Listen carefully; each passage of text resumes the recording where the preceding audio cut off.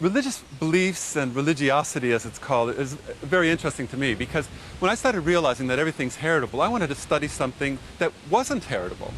And so I asked around, what do you think isn't heritable? And a lot of people suggested, religiosity, how religious you are, how much you believe in a God and that sort of thing. And so I studied it, and in a couple of studies I did, it didn't show much genetic influence. But that was galling to some people, and they went out and did studies that actually showed quite a bit of genetic influence in religiosity. I think the difference is that if you just ask about spiritual beliefs, that shows quite a bit of genetic influence in the 30–40% sort of range. If you ask about religious activities, going to church on Sunday, that sort of thing, it does show less genetic influence. But it is quite a surprise that a lot of these attitudes, even general attitudes about politics and that sort of thing, and religiosity, all of these sorts of attitudes show modest genetic influence, 30–40% sort of range.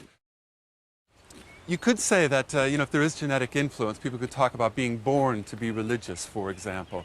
It's, we want to emphasize that it's not determining your behavior. None of this is. Because there are many genes involved, it's really a matter of other things being equal, the person who comes from a family where, for some reason, there's genetic influence on religiosity, and we don't know how that comes about. It might be cognitive or personality. We don't know how it got there. But what it is saying is that children in that family are more likely to be religious, not just because of nurture, but also because of nature.